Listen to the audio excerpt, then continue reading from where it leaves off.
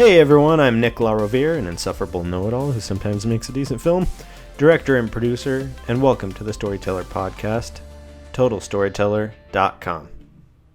I'm going to go kind of off the cuff a little bit this episode and talk about attributes of a great director. But I was just thinking about it and kind of laughing to myself. It's really funny to just be sitting in a room by yourself and talking to yourself into a microphone. It's the strangest, most unnatural thing. Anyway, so this is based on an article I wrote, 19 attributes you need to be a great film director. I'm going to try and elaborate on what I talked about, and I'm going to try not to be too serious. The reason I decided to talk about this topic today is because I feel like I'm experiencing somewhat of a failure with my ebook right now, which I knew going into, there's going to be bumps in the road. Whenever you try something new, going to potentially experience failure, and maybe things can turn around, and that, all that's fine. But it just made me think this topic, 19 attributes you need to be a great film director, is very related. And that's because all these attributes that I'm about to talk about, they're an ideal that I think each of us should strive to reach. I think there are many ideals that are worthwhile to pursue in life, and these are some of them. And that pursuit is why I've connected these two things, this failure with my ebook and these 19 attributes, because I feel like that pursuit is what provides us with a sense of purpose and motivation, and provides us with a sense of meaning in life. Is a pursuit of something great. And in that pursuit, you're going to have a potential to fail, and it's going to be painful. But that's fine, because that experience, that whole thing, that journey is what is valuable. That's what feels meaningful. Because if I just got to my, once I'm at the destination, it's going to be like, oh, great, I got what I was expecting. It's satisfying, but if I didn't have the entire journey along the way, it wouldn't be nearly as valuable of an experience. And I have had the pleasure and the privilege to grow by doing filmmaking. I think that even if I ultimately never reach my goal, that journey was worth it all along because of all the valuable experiences that I've gained, the improvements I've made to myself as a human being, and the experiences I've had with people that I enjoy working with. So these 19 attributes, I think, are a good goal, are a good focus to improve on. And even if you never reach them, the pursuit itself is meaningful and valuable. What attributes do you need to be a great director? Well, I think really, if you go down the list that I wrote, all of these attributes are, first off, my opinion, but also I think that any of them can be applied to really any position of leadership in any industry. Anyone who needs to lead people to accomplish a mission and complete a goal, these are good attributes to have. And not just someone that is good at getting the job done, right? Like results above all else kind of person, but someone who people want to work with in the long run. Someone that inspires them to be better, to become better, to do great things. And I think that's someone that that's something we should all aspire to as directors, and that's something that those are the kinds of people that we like to work with. Those are the kinds of people who we look up to that in our lives. So a filmmaker, a great director, is more than someone who makes a movie. A good director has many admirable qualities, and it's important that you are introspective when you're working and when you're creating a film, that you don't just think about your end result, but how are you influencing the people around you? Are you being the best director you can be in terms of those people, right? For example, a problem a lot of people I know have is having those strong relationships with people who will collaborate with them repeatedly for over the course of time.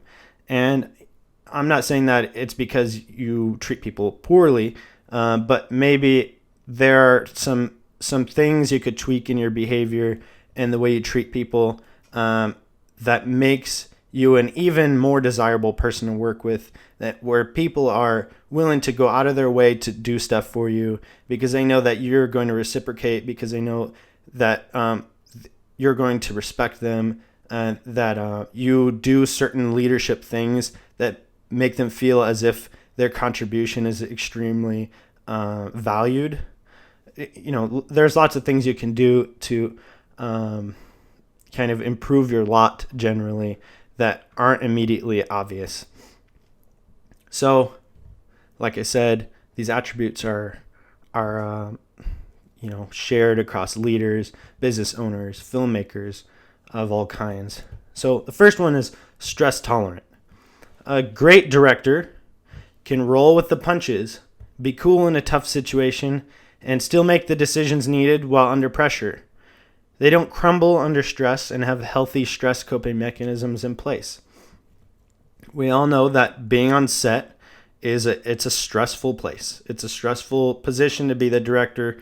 There are many people looking at you simultaneously, expecting guidance, expecting you to have the answers. Maybe not the answers on how to solve a specific technical problem, but they're looking for someone who has a vision, who knows what they want, and directs that vision to be executed. And if you have maybe an experienced crew, they might be looking for technical answers too, but that's less typical. The more films you make and the more experience you get, and the more experienced people you work with. So yeah, it's incredibly important to be stress tolerant, and to be able to handle that and keep a cool head, and be able to look at things from a neutral stance and just be able to solve problems without being a problem creator, which I think I get to a bit later. But yeah, I mean, if you're freaking out on set and you just can't handle it, then it's really going to cause you problems when your films are only going to get likely more complicated and more difficult. It's not going to get any easier, especially if you're stretching yourself, you're pushing yourself, with each film and trying new things. It's not going to become easier technically, right? If you went into the past and you directed a film you did 1, 2, 3 years ago, that would be easier because you're doing something easier, but you're going to be challenging yourself, and so the subjective challenge is the same. Something that is in line with this, I've been reading the book Extreme Ownership by Jocko Willink, and a very good book. I highly recommend it. And he talks about being able to prioritize and execute. And that goes in line with this stress tolerance. The ability to, despite the chaos around you, despite the 100 problems that need your attention at any particular moment, to stop, look at everything coolly, and prioritize. Okay, I can only do one thing at a time. What needs to happen? What's the most important thing that needs to happen right now? Pick that. Direct your team. Hey, this is a problem that needs to be solved right now. We'll accomplish those other tasks after, in order of importance. And then you get that thing done. And then you're closer to your goal. And you move on to the next problem, the next challenge. And being stress tolerant, being able to keep a cool head will help with that. The next thing is flexibility. A great director is open to new ideas so they can make the best film possible. You don't turn your nose up at ideas that can make the film better. The director doesn't always have the right answers, and you have presumably crew members that each individually know more about their particular aspect of film than you do. That includes actors, crew, any other collaborators or advisors. It doesn't mean you need to take their advice. It doesn't mean you need to follow every little suggestion. You can respectfully appreciate your input, I acknowledge it, but this is the direction we're going in. And sometimes you're right and sometimes you're wrong. Sometimes it turns out that it would have been better maybe if you would have followed their advice. But that's part of learning, and that's part of making mistakes, and that's fine. Of course, there's also a time and not a time when people should be giving you input. And that just depends on the people you're working with, and that's more of a relationship issue. So yeah, if you refuse to listen to people's input simply out of pride because you think you know what's best to do in every situation, then that's a problem relationship-wise. People aren't going to feel like you value their input, but at the same time, you're probably going to lose out on some good ideas. So that's not great, is it? Positive attitude. Great directors aren't self-obsessed divas. They're leaders of a team.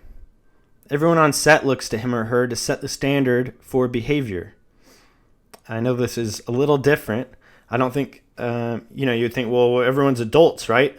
Then why do we need to model behavior? Shouldn't people just behave as they're supposed to? Shouldn't people be professionals, right? Especially if you're on a set where people are being paid, which may not be the case, but if it is, right, people should just do what they're supposed to do and they should just be professionals.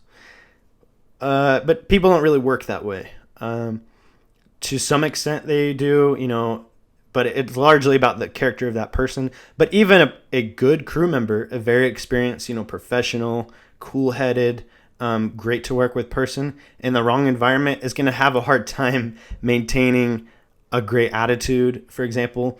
So everyone looks to the director to set the standard for behavior.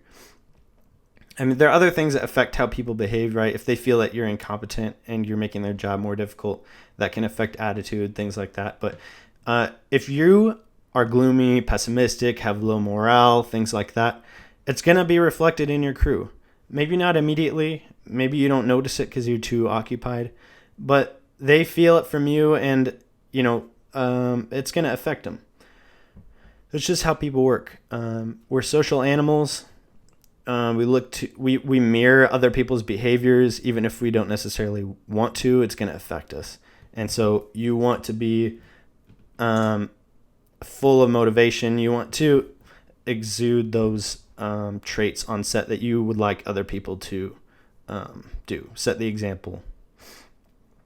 So, I wrote that right here. Great director is mindful of this and sets the example, which we'll get to that in a second. See, leads by example, which is very important. Uses time efficiently.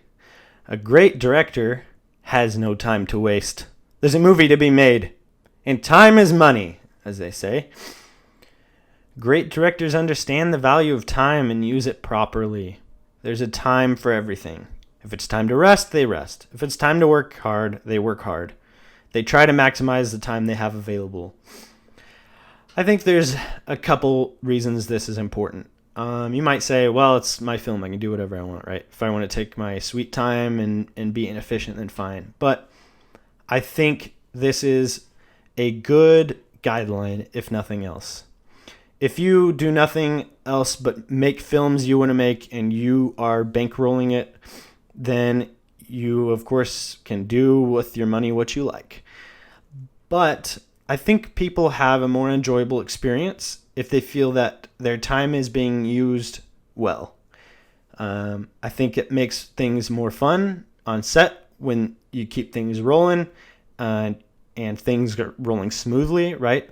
People don't feel like there was a lack of preparedness that's causing inefficiencies on set because they want to do, hopefully the people you're working with, including yourself, want to do the best possible job. They want the film to be as good as possible.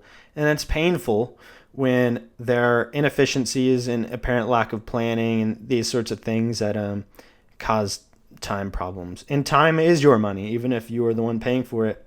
That's a penalty. Nobody likes to waste money. Anybody who likes to waste money doesn't have much money for long. There's a time for everything. If they rest, they rest. If it's time to work hard, they work hard. I think that's part of setting the example. I think a great example is that I've seen, experienced, is on set for a feature film. You're working long days. You're working weeks at a time. You're working 6-day weeks. And you get tired. You get fatigued. and it's easy to eat a big meal, and just want to just sit down and do nothing.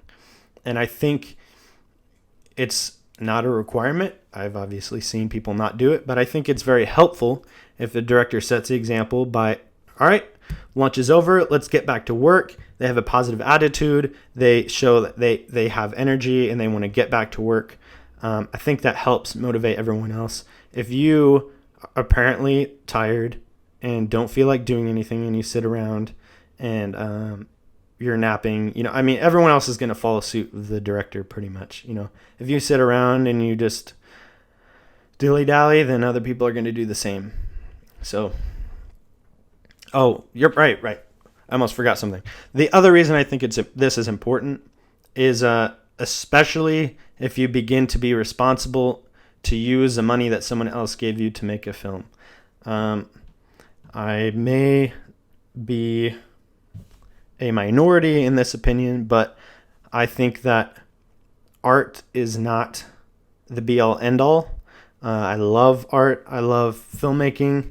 I love doing it. However, I think that it is incredibly irresponsible to use others' money that they've invested in your project inefficiently. And by not preparing properly, by not being time efficient, and by, you're basically wasting someone else's money if they've invested in your project. And I think that it's your responsibility and your duty to do the best possible job you can, because they've entrusted you with that money. And so the more efficient you are, the better steward of that money you're being. I think that's very respectable. I think that will help you have a good reputation. It will help you avoid the pitfalls of, being a poor steward of that money, which could include, possibly ruining your film, possibly destroying a relationship, burning a bridge. I don't know. I haven't been there yet. However, I can very easily see that happening. People who make a lot of money and they invest in something that you're doing, they worked hard for that money, so they want to see it used responsibly. I would want the same thing if I give someone else money to do something. So I think that's only fair. All right. Only on number 5. Number 5. A good director knows how to be diplomatic. Great directors didn't get where they are by treating people poorly when they're in a bad mood. That's not necessarily true. Obviously, there are people out there who are not great to work with. There are divas. There are, these people exist. What I'm talking about here is the ideal. To be the person that people want to work for, not just because they're getting a paycheck, but because they genuinely find you inspiring, that you're someone that's enjoyable to work with. So great directors have self-control and can deal with people cordially, even if the situation is frustrating or someone is being unreasonable. The great director understands that you can't always take a sledgehammer to an issue and call it a day. Sometimes you need to use more delicate tools and approach people with finesse. Again, not a hard and fast, absolutely necessary attribute, but I think it's going to save you a lot of headache and it's going to help you solve problems. It goes along with keeping a cool head.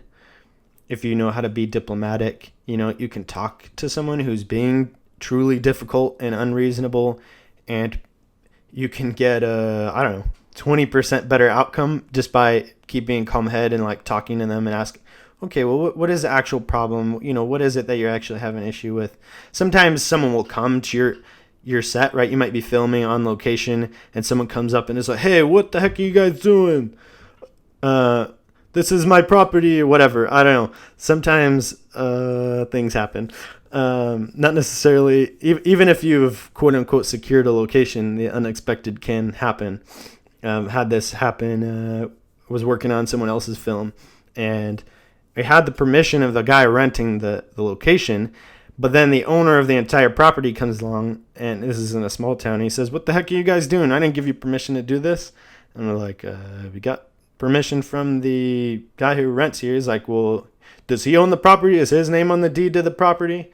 Okay, well, I don't know whose name is on the deed to the property. How are you supposed to know? Anyway, I wasn't the one dealing with that. I just observed it. But it's that kind of stuff that can just come up randomly where it really helps to be able to keep a cool head and be diplomatic, even if that person is truly being unreasonable and you're not hurting anyone. You're not doing anything crazy. A dialogue scene on someone's property that they're renting, but you're in plain view. And at night, by the way. I don't know. Anyway, something like that. If you were unable to keep a cool head, you may exacerbate the problem and cause yourself a big headache and possibly the need to wrap and like find a new location and reshoot. I mean, it could be a nightmare. And since you are the head of the project, right? You are the mouthpiece, most likely, if this is a low budget project of yours. There's no one else there to advocate for you. You're going to have to deal with it, and you don't want to make things worse. Number 6 is a good director knows when to speak up or shut up. This is basically an extension of being diplomatic. Sometimes the thing you really want to say, you just don't say. A good director knows this and exercises restraint in what he or she says. This is kind of just general life principle. Just keep your mouth shut if it's not going to help. And this really only applies if you're the mouthpiece for your own project, like on a low budget, shoestring, whatever that you're doing. If you had a bigger project, on bigger budget films, they have producers and they have all sorts of people that will step out and represent and be a mouthpiece. But we do not have that luxury, do we? Thinks outside the box. The great director doesn't feel constrained or threatened by others' creative ideas or input. Well, this is kind of a repeat, isn't it? It's kind of being flexible. Well, good job, Nick. Duplicative writing. Real great quality work there, buddy. A problem solver and not a problem creator. We all know those people that point out problems in a complaining manner, but they never offer any solutions. And that is super obnoxious because now someone has placed a big fat steaming problem in front of your face and now you have to solve it. You have to figure something out. And there are the even worse culprits. Those who create problems where none exist, which is obviously counterproductive. You don't want to be either of these people. You want to be, if you identify a problem, and people will appreciate this. If you're a member of a team, like someone else's crew or whatever, people like this kind of person. If you identify a problem, you need to offer a solution or two, right? Because when you point out a problem to someone and just leave it at that, they may unconsciously feel that you are the source of an irritation, because a problem is an irritation. I'm kind of taking a leap here. I think that they think, okay, Nick brought me this problem, that there's this issue, and then he walked off. And now I'm irritated because I have to deal with this problem, and I have more on my plate than I had before, and now I got to figure out this thing. I feel like that leaves a kind of negative feeling with you. I don't think I'm alone in that. But if you're someone who says, you know what, I identified this problem, it's not great. I had a couple ideas, it might be crap, but what about this or this? Then you walk away. It's like, okay, at least I have something to work with there. I feel like they're trying to help. They're trying to be productive instead of just creating more work for you. And of course, you don't want to be someone who just creates problems where they don't exist. Great director is always working with the team to move forward one step. So if someone gives you a problem and they just walk away, they've just set you back and they haven't actually helped you get past that obstacle. 9, takes responsibility. A great director understands the distinction between fault and responsibility. He or she understands that everything that goes wrong or right about their film, as the leader of the filmmaking team, will be attributed to the director. No one watches your film and says, wow, that grip, that DP really screwed up there because that part is not good. Normal people don't even know what that is. But even a filmmaker is going to be like, oh, that director didn't really do a very good job, did he? It kind of sucks. Everything that happens on the film with the end result is your responsibility, even if it is not your fault. The big difference here is fault is Bobby did that thing, right? He's the one that screwed up that shot. Nick, did not personally operate the camera and get that shot and screw up the focus or whatever.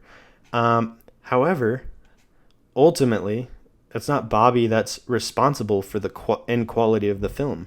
It's my responsibility to say, either we have time for another take and I decide to do another take. Bobby, please execute another take, and then he gets it right. Or to say, we don't have time to do another take. We're going to go with what we have. And it turns out that shot was not very good. That is my responsibility. Even though it's his fault, it's kind of irrelevant, ultimately. Unless that person actually isn't good at their job and misrepresented their ability or something like that, right? So a great director accepts the risk and the possible reward, his or her own mistakes, and always works to correct them without blaming others, because it is a waste of time to play the blame game. You accept the risk of failure, but you also accept the benefit. If the film turns out great, then everyone says, Nick, I'm using myself as an example, how vain. Nick made a great film. What a great job he did. When obviously there's a bunch of people that are working in the film, which comes to my last point.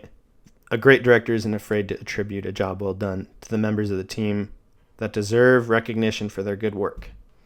It's a team effort. People appreciate it when you attribute that to them. Boy, this is sure turning out to be long. How long is this? Well, I'm going to push on. Okay. Relationships and communication. A great director focuses on fostering relationships. A great director gets where he or she is because he or she understands that business is largely about relationships. Therefore, the great director spends time building genuine relationships with a variety of people. You've got to network, you got to meet a lot of people, and you got to stay in touch with them. I am very bad at this, I feel. In some ways, I feel like I'm a lot better than I used to. I do try and reach out to new people and build new relationships, but I have a heck of a time trying to keep in touch with them and actually build that. Dropping stuff. I can always use some improvement in this area. I'm sure we all can. I can't be the only person who's very introverted and just prefers to be shut in and sit and read, play video games, watch TV, and basically not interact with anybody ever. That's my natural inclination. So you have to work at this. It's really important. Like I mentioned earlier, I've had a lot of people tell me they have a hard time finding collaborators. Just people who are decent to work with and who are willing to work with them on a somewhat regular basis, and usually for no pay, because it's a passion project, quote unquote. And I am very blessed in that I feel I have never had that problem. And it is not for lack of effort.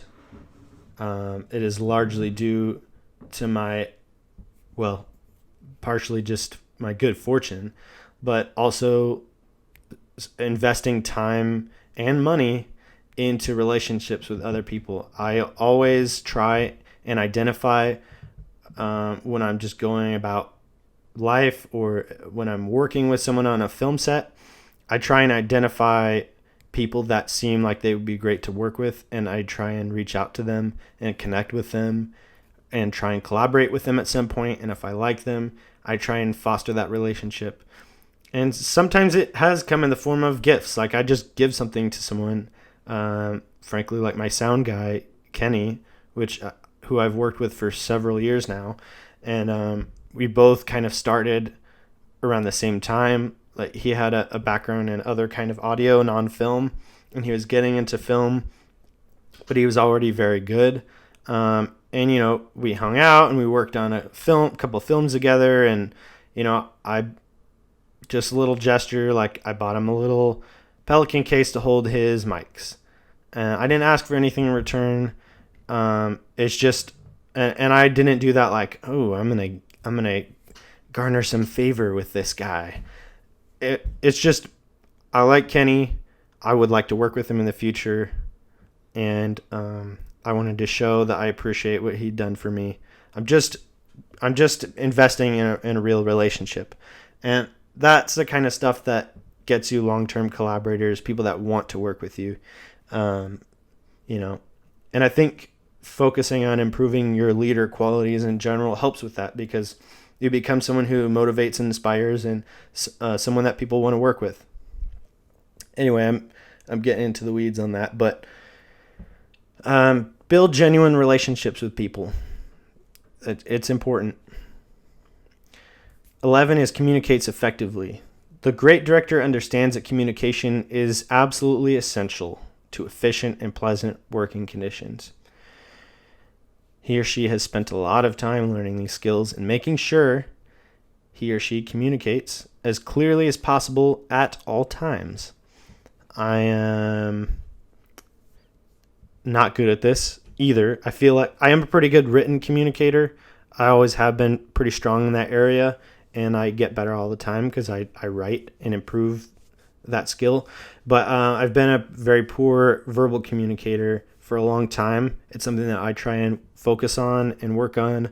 I feel like I'm a lazy verbal communicator, and by that I mean I find it easy to slip into a lazy way of talking where I'm not clear at all when I talk to someone.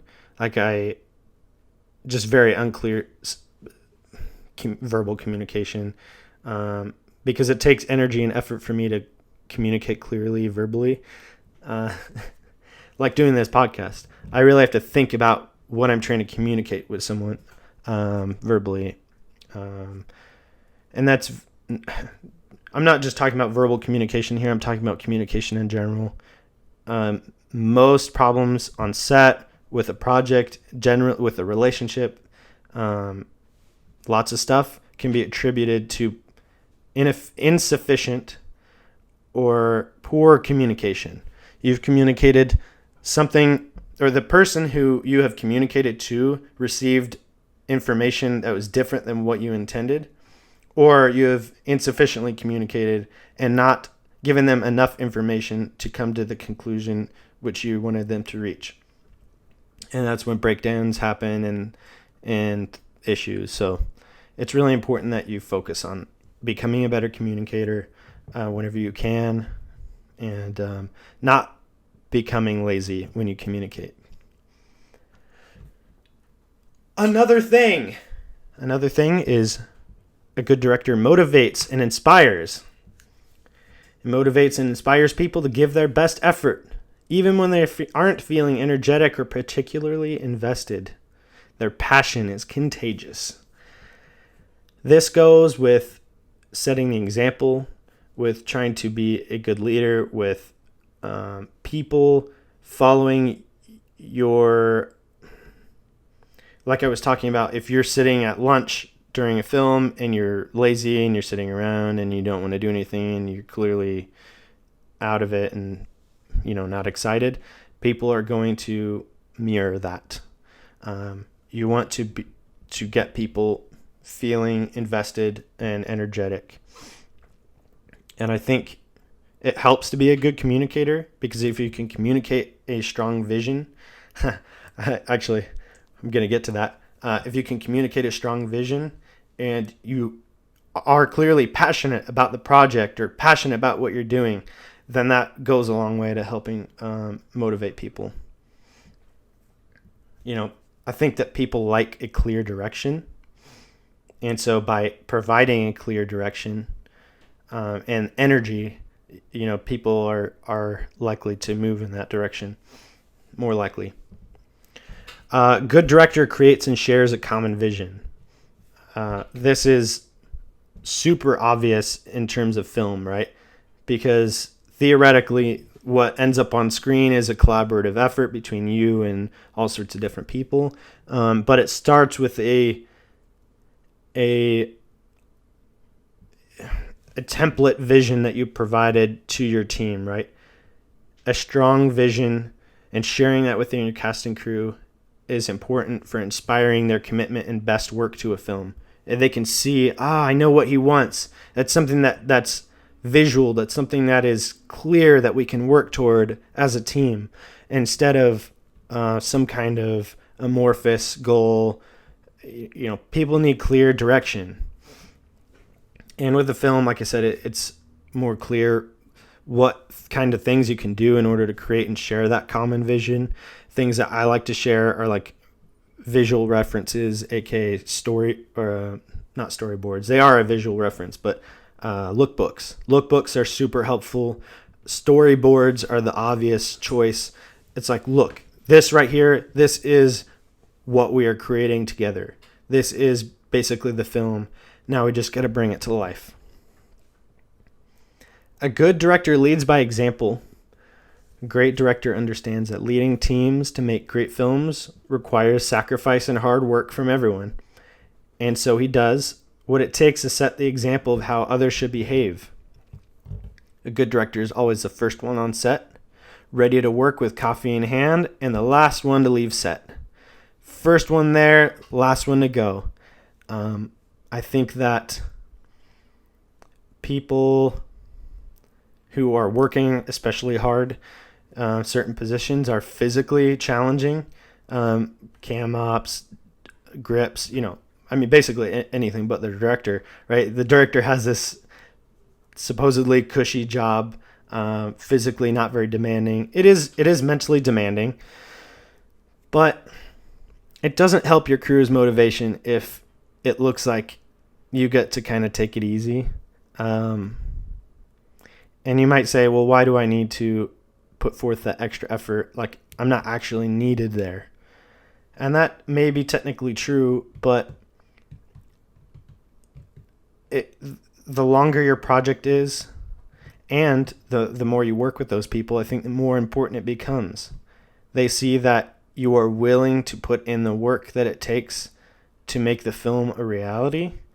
They see that you are not placing yourself in a,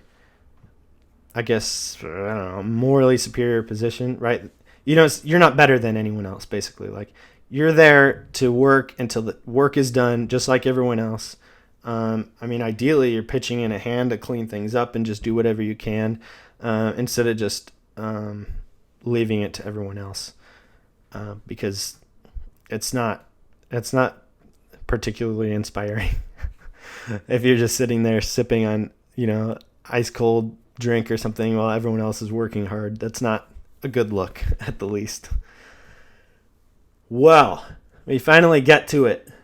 What about storytelling skills, Nick? Isn't that what we're doing? Directing?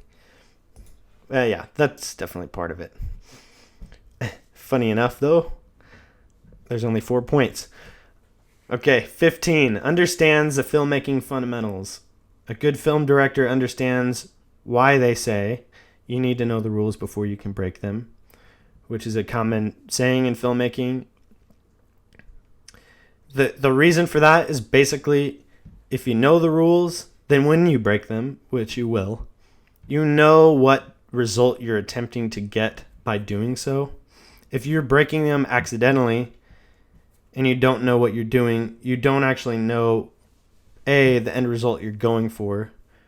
You're doing things likely somewhat randomly, which is, if you just want to shoot from the hip, that's fine on a passion project. But if there's any money on at stake, including yours, you're going to want to make sure you have a basic understanding of those rules so you understand what will happen when you do certain things. There's so many variables in a film. The more you can limit and understand, if I do A, it produces B result. If I do B, it produces C result. The more of those factors you can control and know how they're going to turn out, that limits unexpected results. Because you're trying to create a vision, and then when you implement it, get as close to that as possible. Obviously, there can be things that happen that are unexpected but good, but there are plenty of other things that can go not according to plan that are then poorer results than you had hoped. And especially when you're starting out, that tends to be the majority. Another thing, don't be afraid to lean on the expertise of your crew. They likely know a heck of a lot more than you do in that particular area, and that's fine. No one expects you to know everything. But they do expect you to make a decision. A great director understands real human behavior. If one doesn't understand how people react in real life to various events, how can one portray them believably on film? A great director can anticipate how someone might react in the real world and transplant that into the fiction of his story. Now, obviously, there are a lot of circumstances where people in films do not behave as they would in real life. At the end of the day, if the film entertains, that's going to suffice for a lot of people. Depending on who you talk to, it doesn't matter whether or not the behavior in the movie lines up with how human beings behave in real life. I don't necessarily agree with that. I think that it's important to portray human beings as they really are. I may, again, be a minority in this opinion, but I think it's important to be truthful in your films.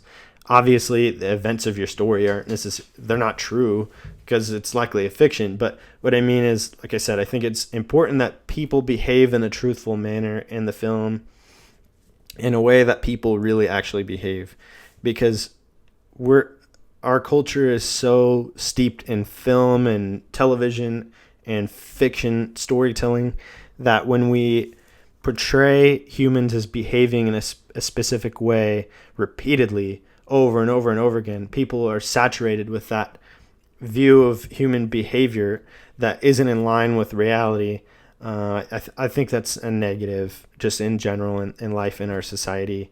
I'm not going to get more into it, but I don't think that negates my other point, which is it helps to understand how people work and how they behave, because you can use that in your films. And I think the more experience you get in life, the easier that becomes. You know, I'm young, and the more I learn about people, I feel like the better I understand archetypal characters, the better I understand character and story arcs, and all that stuff. Because like I've mentioned, a film, a fictional story arc is basically just a simulation of what human beings go through, the process we go through in order to adapt and change, right?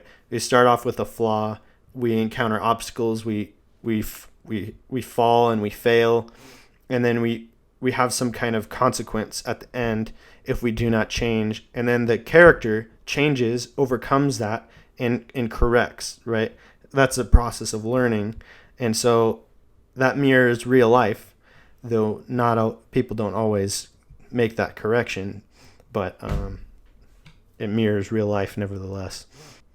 So that being said, if a director is young and relatively inexperienced, like myself, frankly, I think it's important to try and experience the world, get new experiences, get out there. Don't just sit in your room, as I'm inclined to do. Go out, examine and observe human behavior. Go experience life. Go do stuff. Don't settle. All right, understand film conventions. Basically, understand how people perceive different things in films. I mean, this goes from different shots to coloring to tropes to genre conventions, all the things that people have come to expect and from different genres or different aspects of film. The better you understand that, the better you can use those conventions to your benefit for your film. So if you understand how the audience is likely to react to a certain element based on how it's been used in the past, like a jump scare in a horror film, that's a very basic example. You understand how to use it because you understand how the audience is likely to react already. A good film director can walk in other people's shoes. It helps with creating believable actor performances, I think, and creating believable stories. If you can sit down and you can mentally put yourself in someone else's shoes, in that character's shoes, and see how would this person behave in this situation. And then lastly, a great director understands how humans learn. I already went over this. The film story arcs mimic the process in which humans learn. Deep personal flaw, an inciting incident, an ensuing struggle, realization, and finally, change or growth. And a good director applies that to his or her films in order to create believable characters and moving stories. I know this is a lot of stuff. I've been droning on for I don't even know how long now, but don't be overwhelmed by all this stuff. It's a lot of stuff. I'm talking about basically like the ideal human being here. So don't think that you're going to have all these attributes. I certainly don't. I have some of them in flawed amounts, but I've also spent a lot of time, not to toot my own horn, I have a lot to learn, but I spent a lot of time reading and studying psychology and leadership and stuff. I'm in the Army National Guard, and I've been in leadership roles for some amount of time.